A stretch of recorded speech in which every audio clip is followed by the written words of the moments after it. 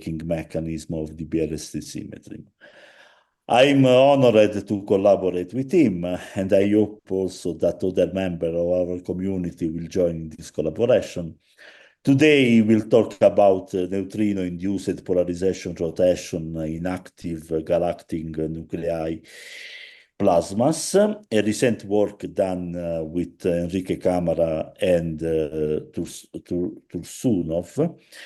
Thanks, Adam, to accept our invitation, and you have 1 hour. Okay, so hello everybody. Uh, I'm I thanks to Rafaela that he invited me to and gave me the opportunity to speak here after big names like Tim Morris and others.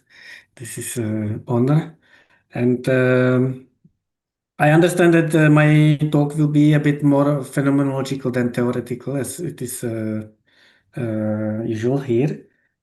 Nevertheless, I actually prepared the slides to be more theoretical, like focusing on the theoretical aspects of this particular phenomenology. So let me start right away. Uh, so basically, just to open the topic, we will talk about optical properties of media in general, and this is basically given mainly by the properties of the medium, in the sense that the lighter particles of the medium are, the stronger is the electromagnetic effect, because because the point is that the incident electromagnetic wave propagates through the particle medium, and it vibrates with the particles or excite them, and they emit a secondary wave, and then the resulting wave is basically superposition of these two, and this response of the medium is bigger the lighter are the particles, and of course the more dense is the medium, and then of course it is stronger for the stronger electromagnetic interactions of these two. So this is just to open and then for opening the topic, I also prepared one of my older results, which actually brought me to actually focus my interest to this phenomenology, to these aspects. And that was idea that actually the space environment is not that empty as it is usually thought. It's always filled by some particle media, and in particular, this is the case where when if we are in the space around our Earth, this is filled by a plasma, very dilute plasma of the solar wind. And then, of course, one can study the refractive properties of the solar wind environment.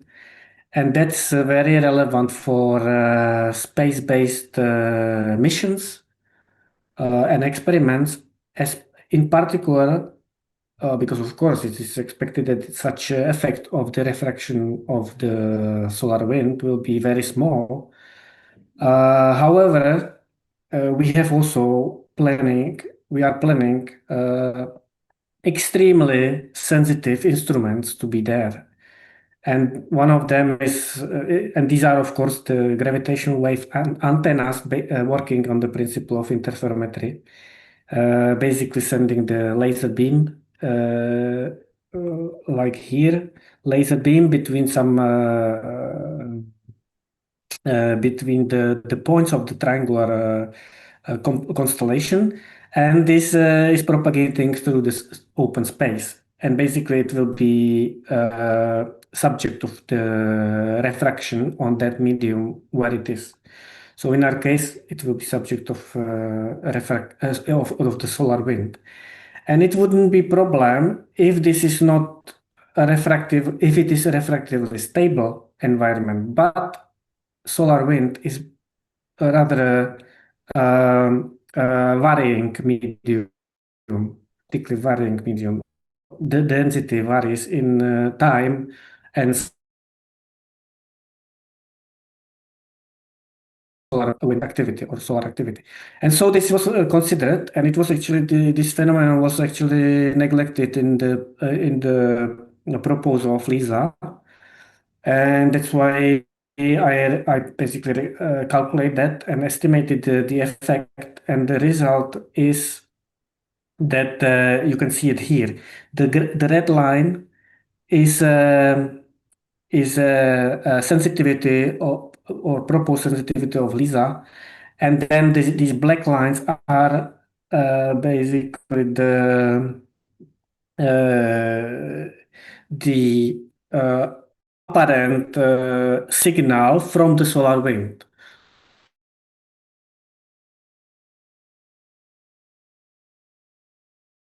Of the space there will be it will be changing, varying with the density of the solar wind, and effectively it will show up as a jitter or shaking of the constellation. So it will provide the same signal as a gravitational wave. And again, it wouldn't be a problem if the frequency of such signal would be different from the goal of the LISA. However, we showed that the frequency is exactly in the middle of the interest of LISA. So basically, this is the frequency range of LISA, and you can see that these black lines, in some percentage, they basically will be visible by LISA. And this blue curve is showing the percentage above the LISA sensitivity threshold. So basically, it goes up to 4% in some specific frequency here. So in the exposure time. So basically, in 4% of time, LISA will see solar wind and not see gravitational wave. That's our. But this is just like to motivate such what will come.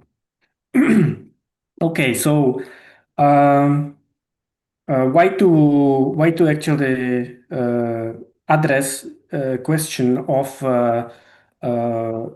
neutrino environments in the context of optical properties or electromagnetic wave propagation.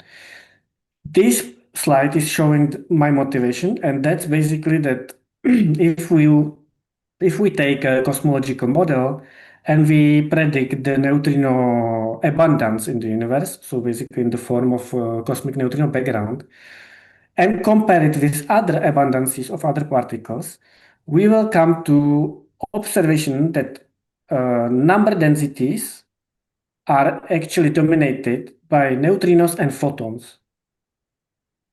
Proton particle densities are many orders of magnitude lower. And and if we consider dark matter, that depends. We know from cosmology the energy density dark matter, but we don't know the particle density. And for optical properties, this is the most relevant, the particle density. That conversion, of course, depends on the mass of a candidate, of dark matter candidate. So if dark matter is given by axion, that would completely dominate the optical properties. But of course, then we need to include the strength of interaction to photons, which is typically loop effect. So there is a suppression, of course. The same as for neutrinos, there is also loop effect. Also for photons, basically, the electromagnetic or optical properties are always loop effects compared to protons or electrons. Okay, but if dark matter is, for instance, 100 GeV WIMP, then again we have negligible particle densities. So this is my motivation why to, in the context of astroparticle physics, why to address actually the effect of neutrinos to photon propagation. Uh, in previous slide, there was this like cosmological background of particles, or let's say relic abundances, but we may consider also some localized, let's say, densities of neutrinos. And this is not, let's say, proven by experiment yet, but maybe there are already some hints from IceCube and from ultra high energetic neutrinos that there might be really extremely dense, neutrino dense objects in the universe. And for that, it is important to understand the optical effects because we typically observe the electromagnetic wave coming from such sources. And even we measure polarization, and we would need to understand whether there is some effect, optical effect from the neutrino component which is there in the source. So, as the title of my talk suggests, we focused in that paper to active galactic nuclei, where an active galactic nuclei, this is like very brief characteristic of what is it. It's actually supermassive black holes sitting in the center of galaxies, and it's surrounded by accretion disk and by some dust torus and other possible dust or particle clouds. And typically it is producing a jet, so extremely focused and accelerated particle fluxes. And then they are visible if you, depending on the line of sight, you can observe it as a blazar if you observe it just in the line of the jet, because these are the most luminous directions, or other objects in the universe, astronomically observable, like radio loud quasars, broad line radio galaxies, and so on. And of course, we can speculate how much neutrinos are in these environments, and we can simply think about the optical effects.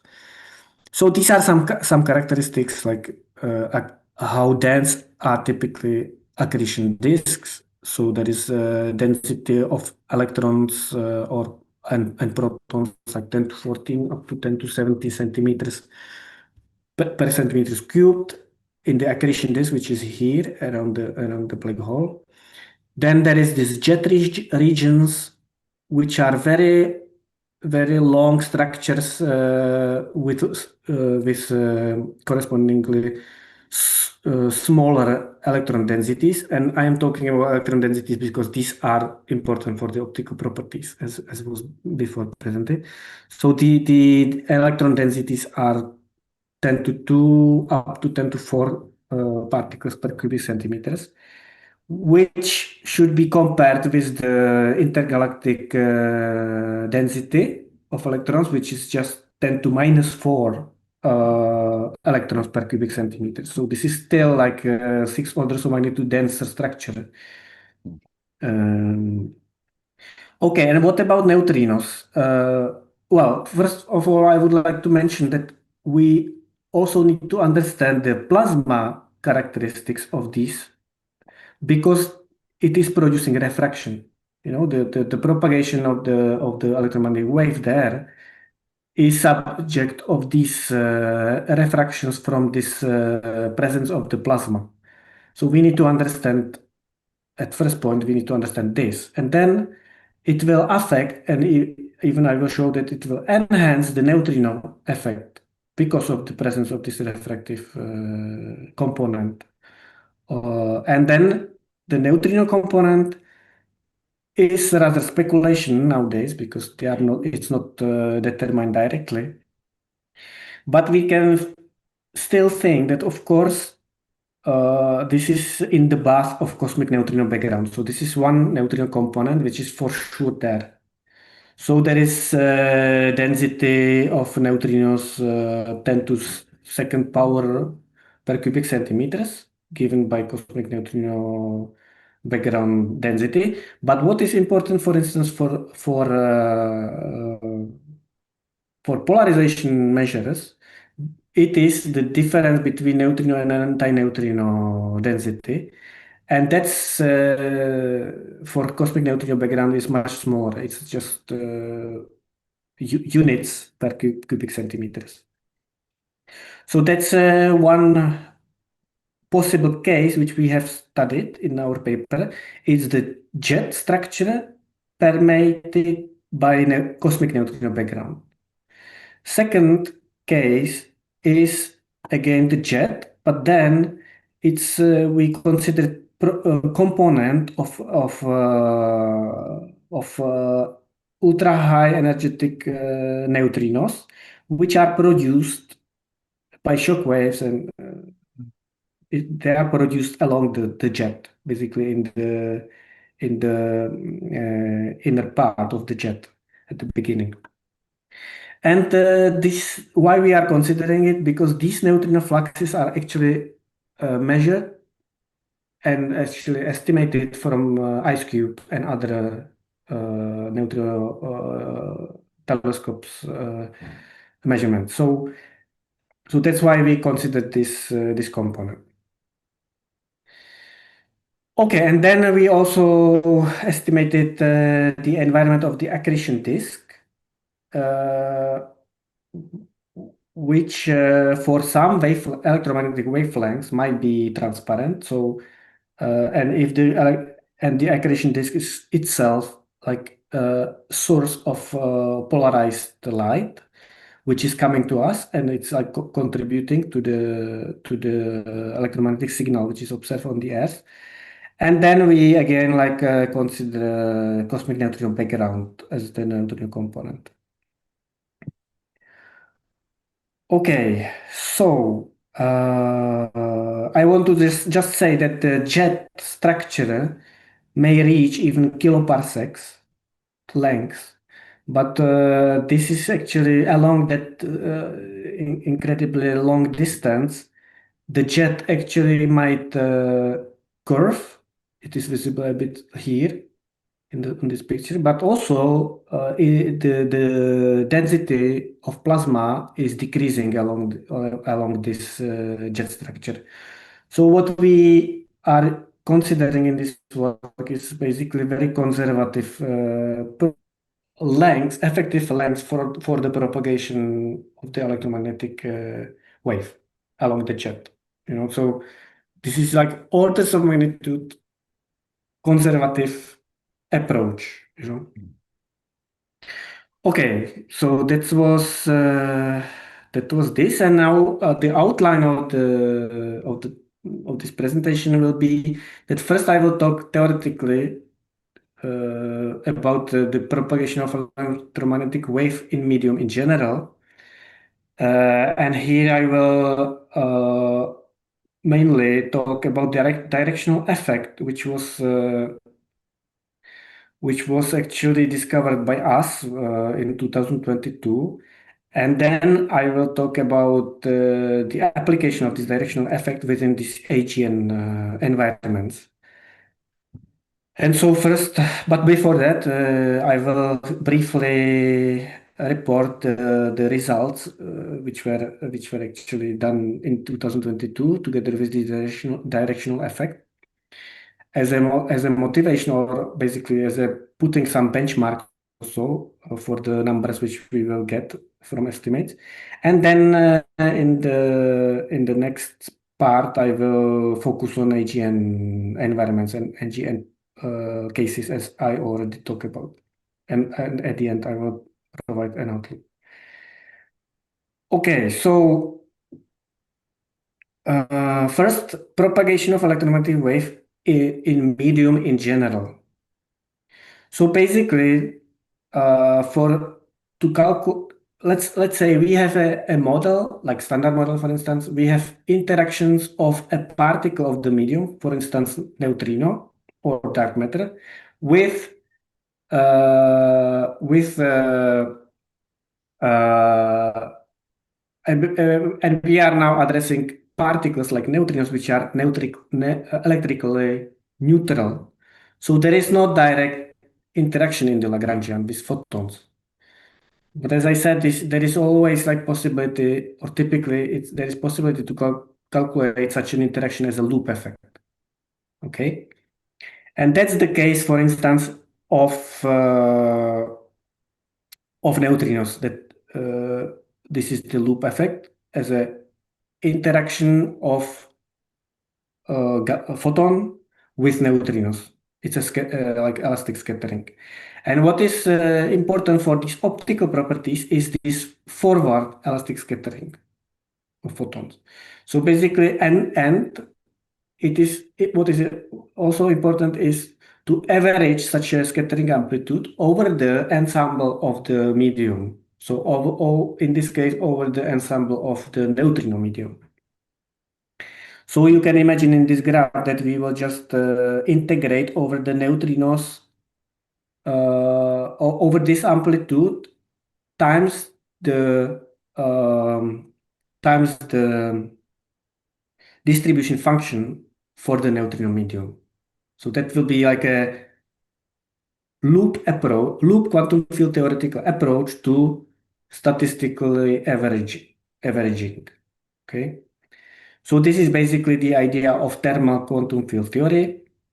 And here for this calculation, it is useful to use real-time formalism, which is basically such that instead of using simple propagator, like as we know it from quantum field theory, we need to correct it for environment uh, uh, term. So basically this gamma factor here is containing here. This is NF is actually this distribution function. Okay, so by this you are inserting into this loop, into this integration, you are inserting the distribution function. And there are also some, momentum conservation, on-shell condition, and other things are present. Okay, so typically when we draw Feynman diagram, the cross on the propagator means insertion of this medium term. And now, in order to derive the optical properties, one the quantity which is relevant for it is polarization tensor, photon polarization tensor.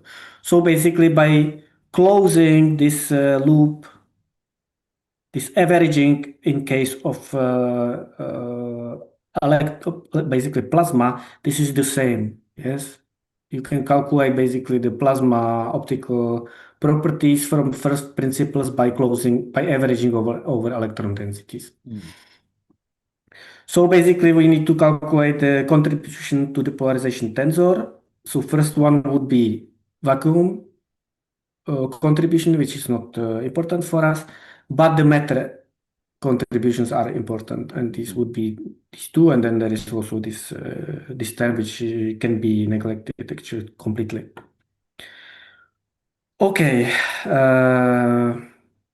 so that's a pretty general how our goal is to calculate polarization tensor. Okay, and we would like to do it in in general covariant formalism, which is not that much used in literature about optics and so on, because there you typically go to a non-relativistic scheme. But we would like to keep relativistic and covariant form of the calculation. And here, for that, one needs to work with four vector quantities such that electromagnetic wave for momentum, This is of course known, but this can be rewrite. So there is this omega frequency k here. K bolt is three momentum or three wave vector, and that can be rewritten to the index of refraction n, which is here. There is how to calculate from plasma frequency, how to calculate index of refractions. And this k hat is just a unit vector in the direction of the wave. Okay, then for neutrino medium is described by for velocity u. In general, it has some direction. It can be rewritten by the corresponding gamma factor and beta and the velocity of the medium of the bulk velocity of the medium, basically, because we are talking about neutrino medium and there is some bulk velocity, and that's described by this formula. Then what one must introduce is transverse polarizations of the electromagnetic waves. And these are two, basically, because you have one direction of three momentum, and then there are only other two directions. So we denote it by E bolt 1 and 2, but we actually put them into four vectors again. But without loss of generality, we can set the zero component to be zero, but not necessarily. Okay, and they are by convention they are actually normalized to -1 as contrary to four velocity of the neutrino medium. And then one can introduce longitudinal polarization E3, which can be obtained just by keeping the transversality, which is guaranteed for E1 and E2, and it should be also satisfied by E3. So by this condition, we can actually calculate, and by normalization to -1 again, we can calculate what is the E3. And this is what's shown in this slide, that E3 basically will be given by this U tilde normalized to -1 again. And it is no mystery here that the expression looks like this. The point is that if you have medium defined by bulk velocity u, then you have additional four vector and for which you can use to define this longitudinal polarization. In vacuum, this is not the case. The longitudinal polarization is simply non-physical because you don't have this third four vector or fourth four vector. But of course, we know that we can do it, but then there is H invariance involved and so on. So this is very important. And then we can ask what is this normalization factor, and this normalization factor is given by this U tilde squared, which we denote by capital K squared over K squared. Just four momentum magnitude square. And now what is important is this capital K squared, which is in literature as invariant momentum quantity. And K capital is given this, it is given by this expression. And here we realized back in 2022, we realized that differs from definition. In literature was always used this expression for K, for this invariant momentum quantity. And we just show that this is not general. And in general case, it's wrong, this one. This is only correct if you uh, if you uh, if you can go to rest, well, I will comment on it later, but it's connected that if you go in this expression, if you go to the rest frame of the medium, then these red terms will vanish. Mm. Okay, because the of this choice, which is without loss of generality. They will vanish, not contribute, and then this it will collapse to this expression. Okay, but in the case when and this is possible if you have one medium in your problem. For instance, only neutrinos, like CDUP, only neutrinos, and then you propagate electromagnetic waves through it. So you can actually go to this rest frame of the medium. But if you have two media which has mutual bulk velocity, for instance, neutrinos will have bulk velocity different from velocity of plasma of electrons. Then, of course, you can go to the rest frame of neutrinos again, but then you will not be in the rest frame of plasma, and that will have some effect, and the effect will be carried by these red terms. That's the point. Okay, so what is now important is that this, like introducing basically the coordinates, which, sorry, I jumped here. Introducing here is a theta angle, which we introduce, which is the angle between the bulk velocity of the medium and wave vector k. So this is our choice of coordinates, and uh, having that, we can derive this formula for this invariant momentum quantity. It will be very important later. Okay, let's move further. I mean, the polarization tensor Yes. is written in terms of K. The That was written in terms of small k. small k. Yeah, sorry for this clash of notation, but Uh, it should be small k. It's not the big. okay. It's not the capital K. Mhm. But it will enter soon. It's already Mhm. here. Like the relevance of Mhm. the capital K is here. It's the fact that basically already.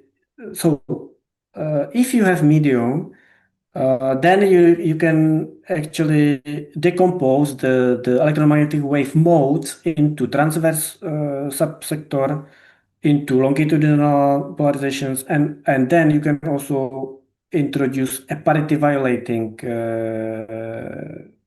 part of the polarizations and of the polarization tensor. So polarization tensor you can decompose into these three pieces: transverse, longitudinal, and parity violating. Now, for that, it is efficient to introduce the corresponding projectors.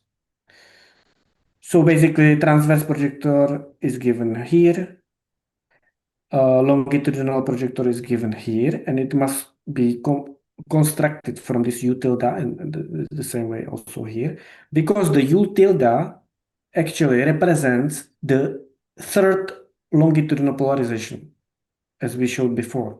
Mhm. Not U itself, but U tilde is the third, in order to satisfy the orthogonality relations and so on. And then, strictly speaking, this parity violating, we say sometimes projector is actually not projector. It's a generator of rotation of the polarization, as it is written here in this green frame. Okay, and then this parity.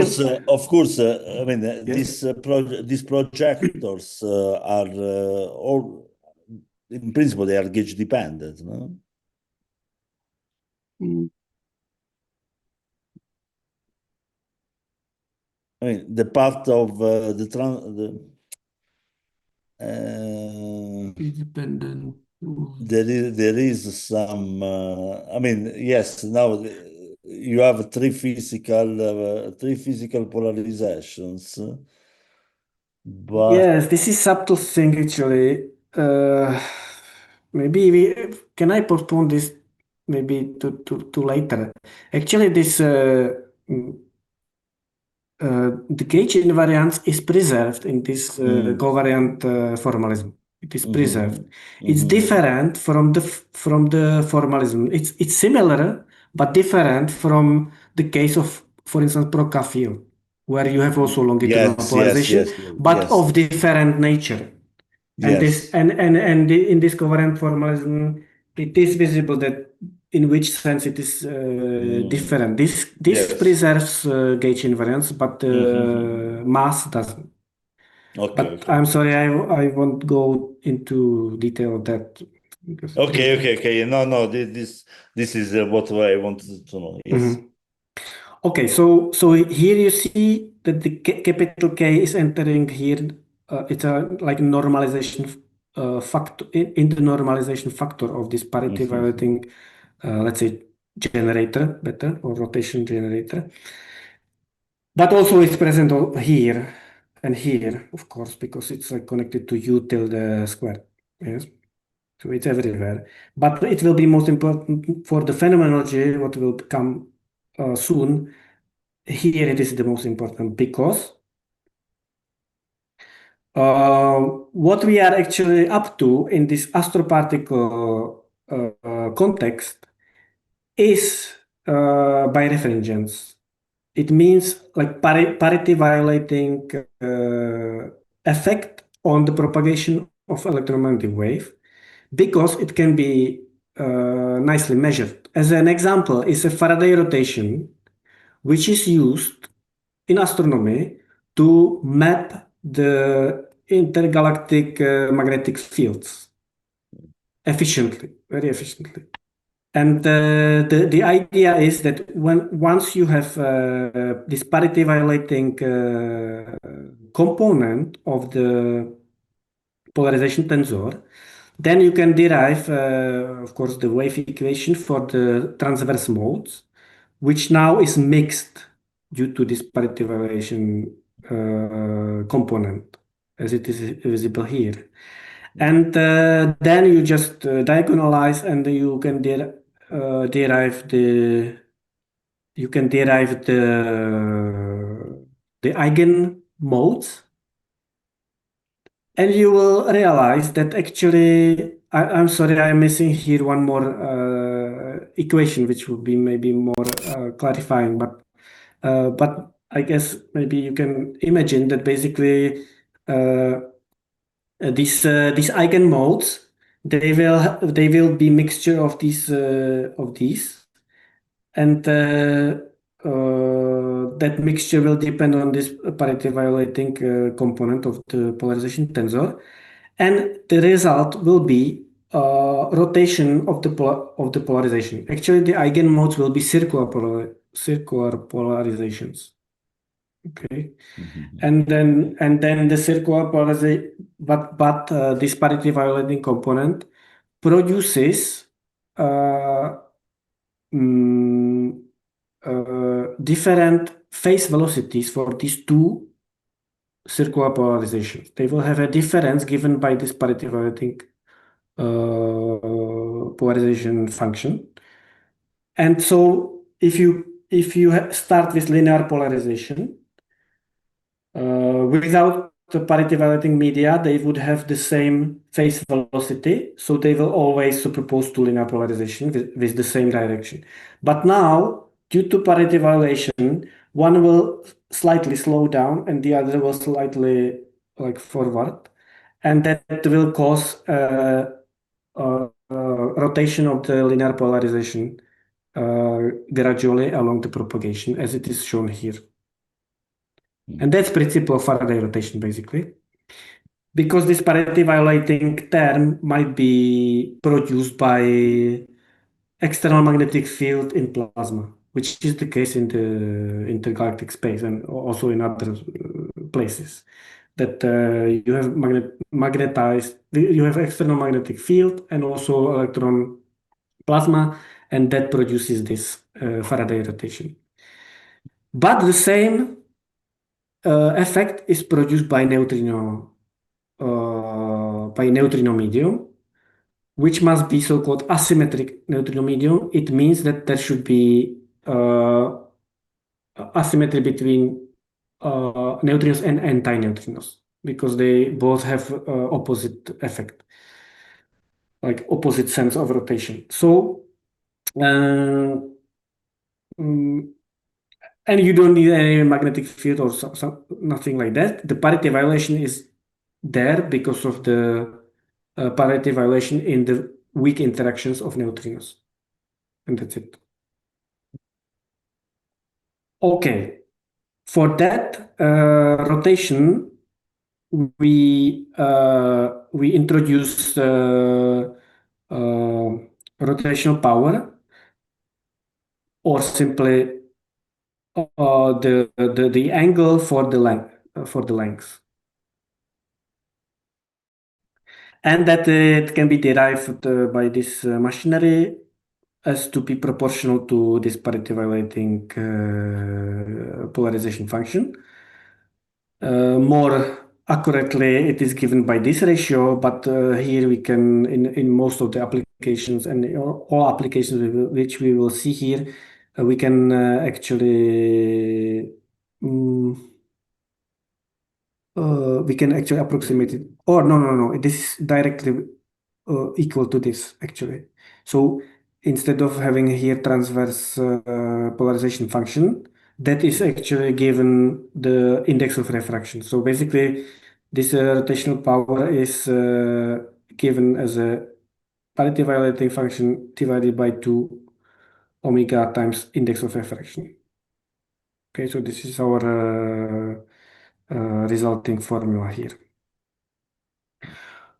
Okay, and if we put all together, which is here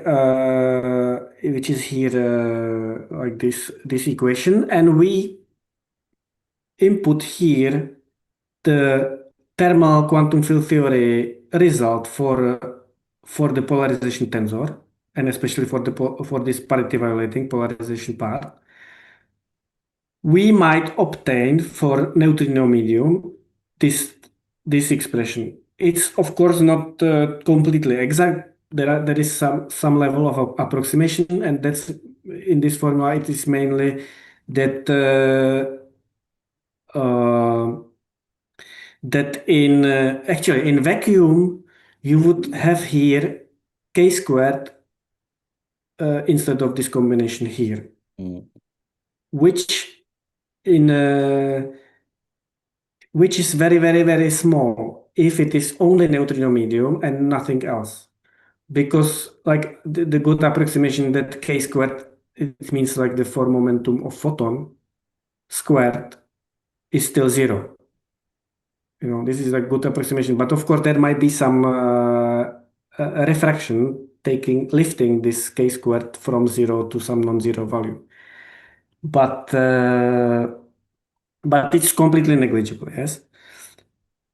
This formula already takes into account the component of plasma there, which actually shifts significantly the photon for the photon wave vector from k squared equals zero to k squared being non-zero.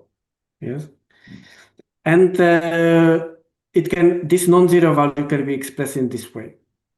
Okay, it depends on the frequency of the photon, and it depends on the refractive index here. Okay, and here this red factor we call directional factor, and it's a remnant artifact of the capital K, which we introduced before, but it's actually capital K divided by index of refraction, which comes from here. So this is very important directional factor. which we introduced as a novelty in this business, basically, 4 years ago. And there are actually two observations here. That first, it seems to be that actually resonant enhancement due to this index of refraction being in the denominator might be accessible because the closer to zero is the index of refraction, the bigger will be the effect. Unfortunately, that means going with index of refraction to zero means basically that you are losing transparency. It starts to be a dim environment. Second, most important for us is that our result of the direction factor is actually non-analytic because of this absolute value here. And that might be very important in the so-called 0 point. So this might be zero somewhere. And in the zero, it's like absolute value. So basically, if there is no absolute value, it will cross zero and it will go to negative values. But because of the absolute value, it will have an non-analytic behavior. And that will be very important in what follows. Uh, Back to quantum field theory calculation. And Feynman, why yes, and why the analytic behavior is so important? this non-analytic. The non why don't you don't want to lose the analyticity? I mean, why? I mean, you have already a final expression Yeah, for I mean, like your for yes, yes, observable. yes. This is like absolutely fine. But for phenomenology, I will show you what is the effect of this non-analyticity. Mm, It's like nothing broken, mm, by this non-analytic, by this absolute value. It's nothing. Everything is perfect. It's even advantage. mm, So this formula is actually derived from this Feynman diagram, where we actually averaged only over neutrino ensemble, and the electrons we treat as a classical background simply by saying actually that here we put this combination is basically plasma frequency. So we just include electron plasma environment by plasma frequency, by this non-zero k squared value. But that's not exact. That's only approximation. And actually, Dvornikov, in 5 years ago, he did a more proper treatment of the presence of the plasma by also applying this quantum field theory, thermal quantum field theory mhm, machinery. So he was more properly averaging over the electrons. And by doing that, he actually demonstrated that there is up to 10 to 3 enhancement with respect to this formula, which was very surprising actually, but it's like it is. So okay, so let's move further. What's the time? Oh, I'm still very slow, but now it will be faster. So basically, using the first formula, we can estimate. Now we go to phenomenology part, yes. So we can, and people were doing it, they were estimating this bireference or optical, the polarization or rotation due to cosmic neutrino background in the universe. And they were actually, this is the formula, and the estimate is incredibly small. So this is the result for the propagation of electromagnetic wave over the Hubble radius. So basically over the radius of visible universe. So you collect only this rotation of the linear polarization due to cosmic neutrino background. So this is totally like not measurable and no hope for measuring such effect. On top of that, if it will be stronger, it will still be not measurable because it is a constant function of omega of photon of the electromagnetic wave frequency, and then you don't have any handle to distinguish it from the source. Let's say the source produces you polarized light of linearly polarized light. And how do you know that the neutrinos were rotated? You will not know it. You actually need to have some omega dependent effect in order to measure two wavelengths from the source and compare it that they differ. And that would be the effect of neutrinos. But this effect is actually omega independent in the first approximation. And here is this 10 to minus 40 is actually this improved Dvornikov result, 3 orders of magnitude above this formula from Mohanty from earlier times. And this is to be compared with Faraday rotation of intergalactic magnetic field, which is like 30 orders of magnitude for visible light. So the effect is completely negligible. Okay. Um, Back in 2022, we made a Gedanken experiment to bring this effect to laboratory. So basically, we put like 5 meters far from the reactor as a source of neutrinos. We put an optical fiber and propagate an electromagnetic wave through it, basically laser. And then uh, on 1 meter of propagation, we actually obtained the same result as the same level of the effect as was obtained by Dvornikov over Hubble radius. And why? It is because we just used much more refractive environment, which is the optical fiber, compared to. So basically, the idea, the interpretation is that you let's say slow down the phase velocity of electromagnetic wave so that it is much more exposed to the neutrinos. you know.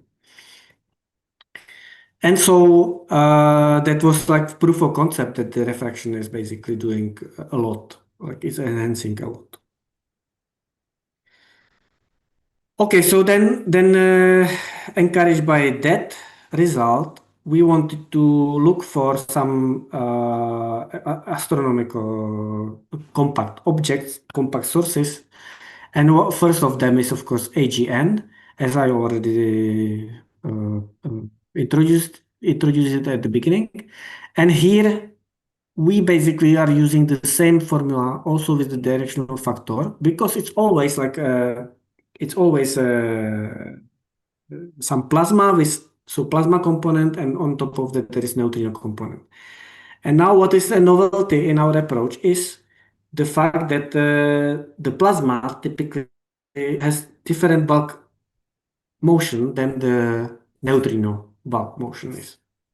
They have different motion.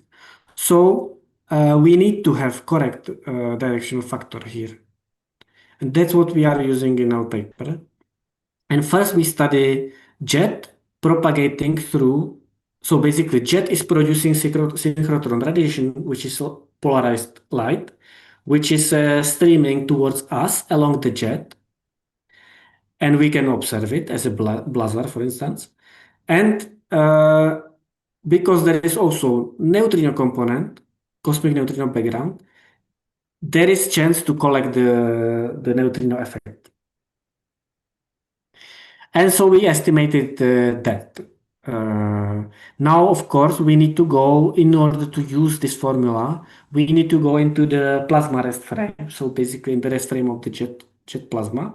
And that produces anti-parallel motion of the neutrinos and the electromagnetic wave, setting this theta ku, which is the angle between these two, to pi. So we are producing here direction factor, which is 1 plus something, some ratio. And that's of order of one. So not interesting.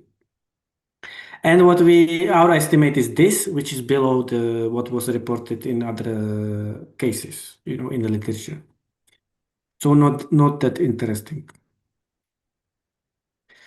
Another scenario is actually jet, which has the plasma of the jet again has its own bulk velocity, and it's permeated by the neutrinos which is produced within the jet by the jet, and they are ultra relativistic, and they have actually, let's say, bulk motion is much faster than the jet itself.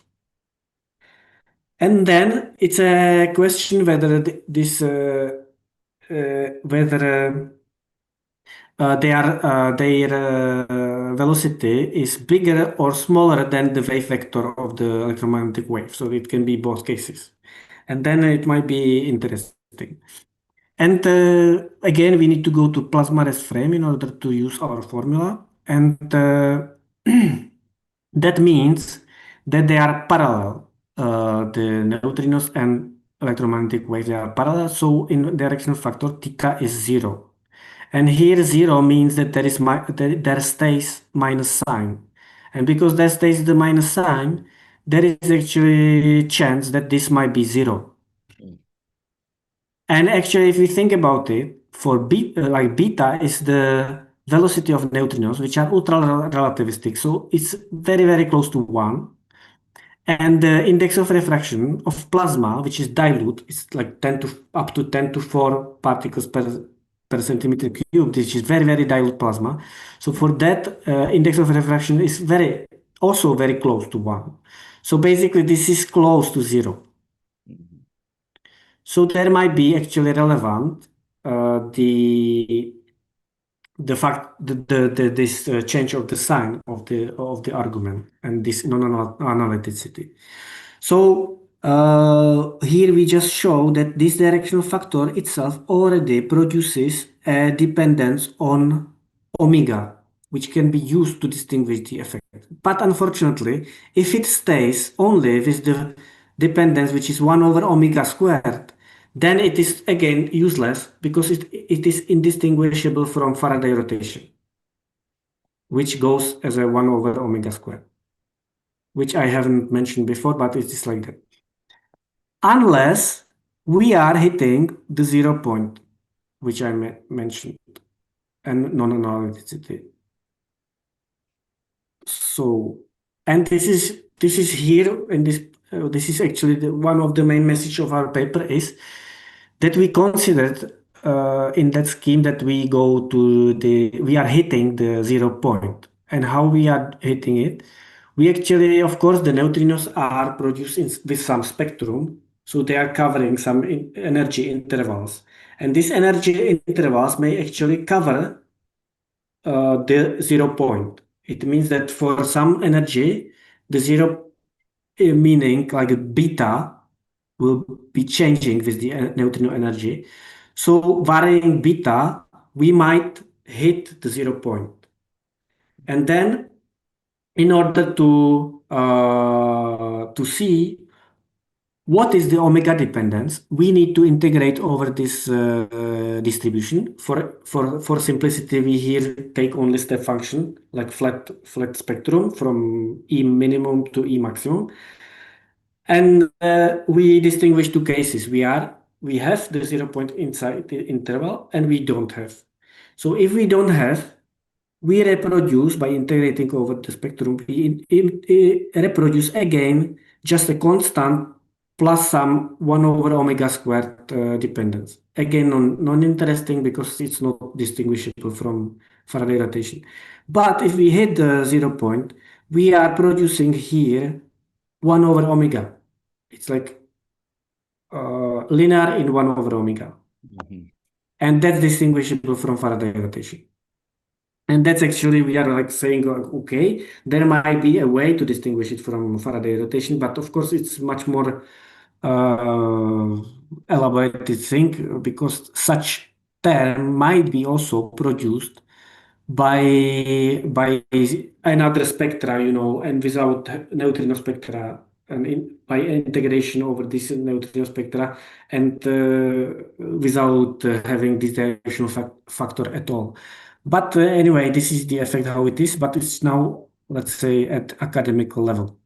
And we here just show that at some parametric choice, even these anomalous, we call this term anomalous, it may dominate these other components of the effect.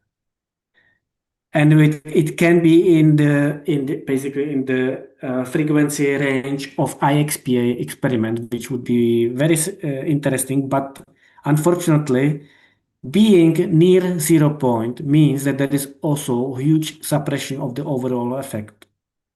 So basically, we are getting points, we are getting here numbers like 10 to minus 76 radians, and this is Mhm. completely off.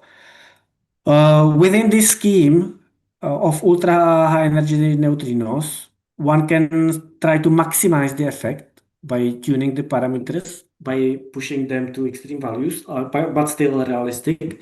And we could reach, for that case, the maximum value only 10 to minus 44 radians, which is unfortunately even smaller than what was reported in this subject in literature.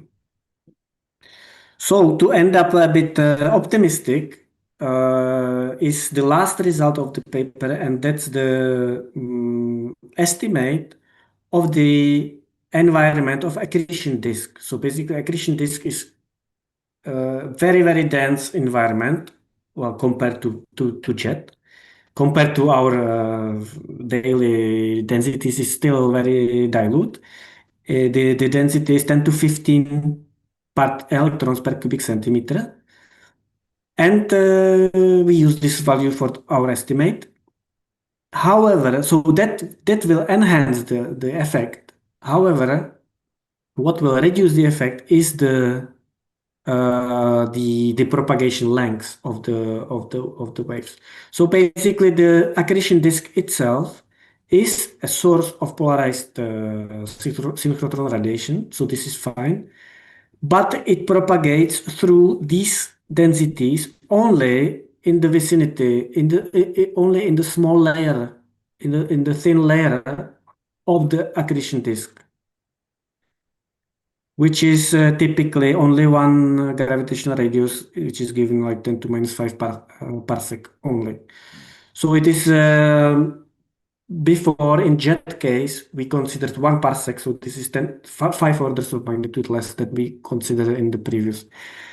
But the density wins here, and we actually came to the to maximum, but still rather conservative estimate as 10 to minus 35 radians, which is still not measurable, but it's a record number in the literature, at least. Mhm. So, yes, so I think that's it. This is just a conclusion. So we were just studying, or I showed you the three AGN plasma plus neutrino cases. We reported these numbers where this accretion disk is the biggest effect, still very low, and of course no hope for observation that. Uh, the novelty of our work is the directional factor, which might be a pathway towards distinguishing these neutrino or potentially dark matter media effects from Faraday rotation. So far, useless because the overall effect is immeasurable, or it's not measurable. However, this record number, which we reported, is giving us also the motivation to continue in this work because we started to consider actually accreting stellar mass black holes. as opposed to supermassive black holes. These stellar mass black holes, if they are accreting, they provide much, much more extreme conditions, like electron densities up to 10 to 34 particles per cubic centimeter. So even like up to 20 orders of magnitude denser environment. And also, they might be neutrino rich because that plasma densities are already trapping the neutrinos inside. So there might be also efficient neutrino sources. So this is of our current interest, and we are preparing paper about that. And also we will in future consider and other sources and also other potential astroparticle media, such as dark matter media, such as, for instance, axions, which are most promising because they might be very, very light, which is favorable for that effect. Okay, so thank you very much for your attention, and that's it from my side. Okay, Adam, thank you so much for your very informative talk. Thanks a lot. So, question for Professor Smetana.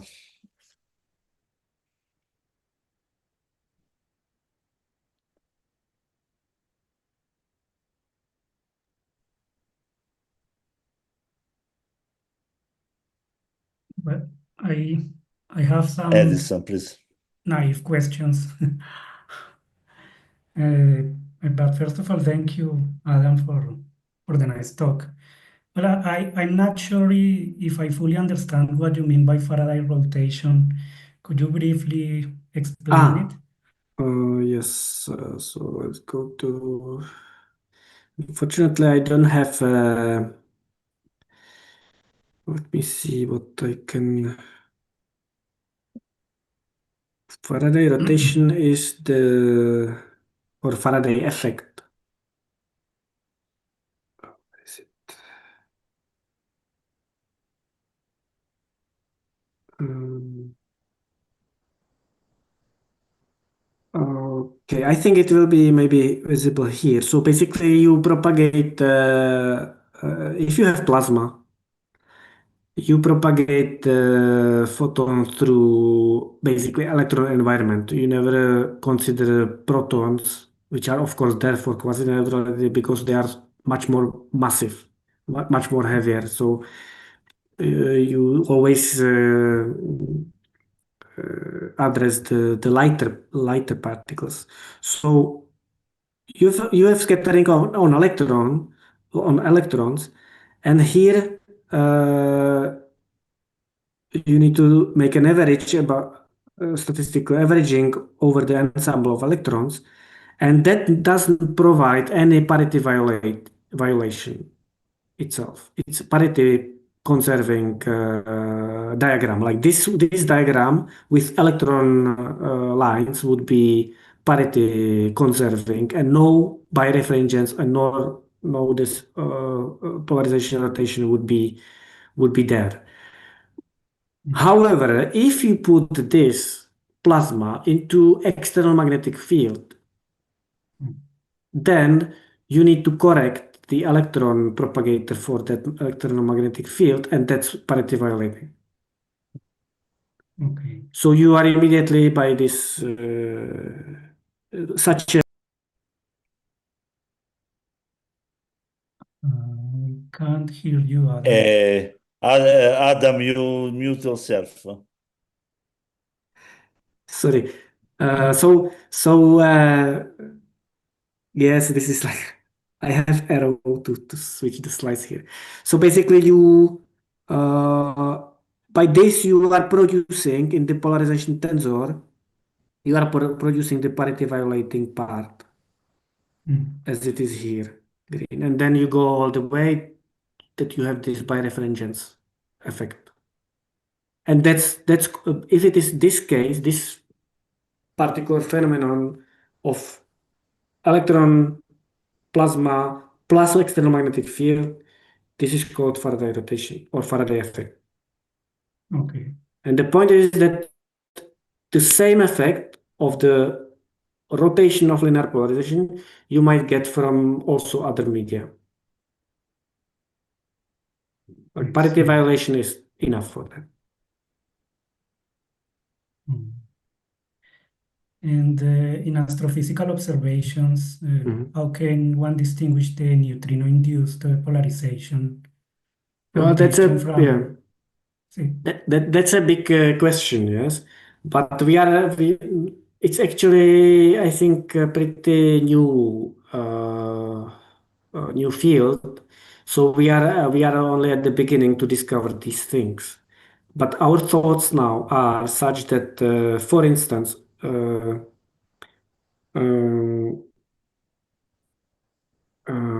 so our thoughts are in the direction that we want to elaborate the effect of the directional factor, which would bring in omega dependence, so frequency of electromagnetic wave dependence of the effect. So then, and this is used in astronomy, if you want to measure Faraday rotation, like standard Faraday rotation from a distant object as a source, you will not see it just by on the one wavelength, because on one wavelength, if you will observe that source, you will see just some polarization degree. You will have a flux of